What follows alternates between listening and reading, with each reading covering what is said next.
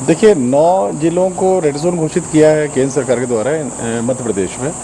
और केंद्र सरकार द्वारा भी 2 वीक का लॉकडाउन बढ़ाया गया है।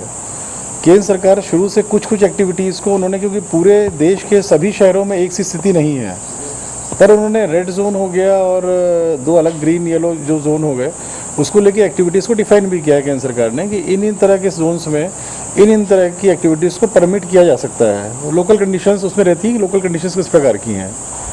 तो आज इंदौर जैसे रेड जोन में है, तो अभी हम लोगों ने जो ग्रामीण क्षेत्र है मनरेगा के वर्क शुरू किए हैं, वहाँ पर रोड का काम शुरू किया है, वहाँ पर सामान हम लोगों ने उपार्जन शुरू कर दिया है किसानों का।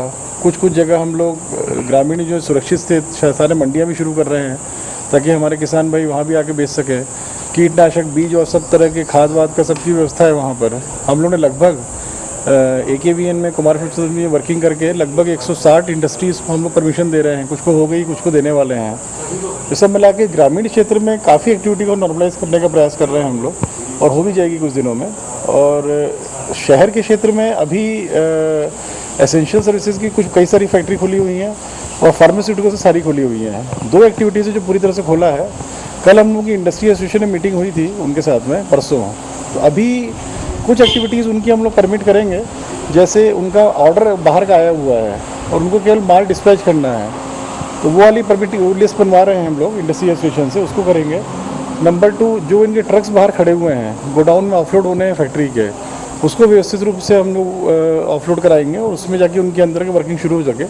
और तीसरे चरण में जो एग्रीकल्चर और फूड प्रोसेसिंग इंडस्ट्रीज़ हैं उनको वर्किंग इंडस्ट्री एसोसिएशन कर रहा है, कैसे वो इंडस्ट्रीज़ जो भी हैं 100 करीब हैं, कैसे वहीं पे मजदूर रख के काम कर सकती हैं, उनको भी हम लोग वर्किंग कर रहे हैं। देखिए आंकड़ों में मैं फिर बोलूँगा, डिपेंड करता है किस स्टेज में आइडेंटिफाई कर रहे हो पेशेंट्स को आप। आज से हो सकता है 25 दिन पहले हम लोग बहुत गंभीर हालत में लोगों को आइडेंटिफाई कर पा रहे थे कोरोना पॉजिटिव है ये।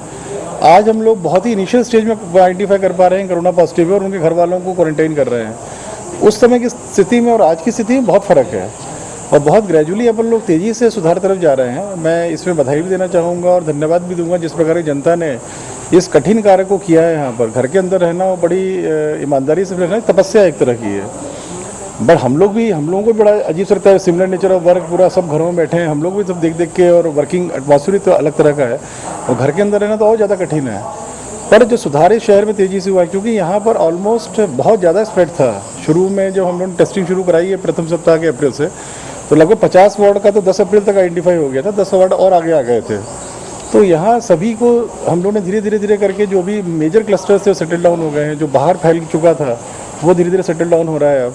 पर स्टिल अभी हमको कम से कम 10-15 दिन और लगेंगे मिनिमम कि इस चीज़ को ख़त्म करने में, क्योंकि जो लास्ट केस आएगा हमारा उसके बाद 14 दिन का गैप चाहिए हमको, एक भी पॉजिटिव केस आइडेंटिफाई नहीं हो, तब ये शहर सुरक्षित होगा। सैंपल गायब तो नहीं हो रहे हैं, वो भी मैं आप लोगों से अनुरोध करूँगा कि एक जो देवकुंडल जी का सैंपल था उसको लेकर ये सब बातें करी गई हैं, थोड़ा संयम रखना पड़ेगा मीडिया को भी कि कोई भी कुछ भी बात ना करे। और ये सैंपल मेरे ख्याल से उनका जो सैंपल, मेरी बात हुई थी वहाँ मेडिकल कॉलेज डीन से, तो जो बात सामने आई थी कि वो सैंपल गया हुआ है अहमदाबाद और मेरे ख्याल से शाम तक रात तक आना चाहिए, तो वो ऐसी बात नहीं है। उसमें सैंपल जो इनवैलिड होते हैं उसमें टेक्निकल रीजंस क्या हैं, वो तकनीकी इशू है, एकदम से मैं नहीं बता सकता आपको, कि मशीन में जब लोड होता है उस समय लोड होने की प्रोसेस थोड़ा टिकलिश रहती है, उस पर कोई दिक्कत आती है क्या आती है वो एग्जैक्टली नहीं बतला पाऊँगा। पर सैंपल कोई गायब नहीं हो रहा है कोई। मैं इसमें अपने मीडिया के साथियों को बोलूँगा कि इस रिस्ट्रेन रखें थोड़ा इस तरह कमेंट्स करने के लिए, क्योंकि इससे आम जनता में भ्रम की स्थिति निर्मित होती है। तो उनका जो देवकुंडल के लेकर के जो एक इशू रेज हुआ, कंफर्टेबली हैं वाटर लिली में, पहले वो इंडेक्स गए थे और वहाँ से फिर उनका और स्थिति ठीक होगी तो उनको हमने centre Covid care centre water lily में रखा, वहाँ बहुत ही कंफर्टेबल पोजीशन है उनकी। और सैंपल टेस्ट जो मैं डीन से पता किया था तो उसमें शायद शाम तक उनकी रिजल्ट आने की संभावना है। देखिए शुरुआत में जब मैं आया था यहाँ पर तो बहुत जगह के डॉक्टर्स यहाँ बुला लिए गए थे, जो मेरे ख्याल से मेरे को सही नहीं लगा वो। फिर धीरे धीरे करके हम लोगों ने महू के सारे डॉक्टर वापस किए, कुछ अब देपालपुर के डॉक्टर्स यहाँ आए हैं, 2-3 डॉक्टर सावेर के भी हैं। इन डॉक्टर्स को भी वर्किंग कर रहा हूँ कि जो ऑलरेडी हमारे यहाँ डॉक्टर वर्क कर रहे हैं इंदौर में, संख्या कम नहीं है वो, उनको किस प्रकार से उनका बेस्ट यूटिलाइजेशन करना है उनका।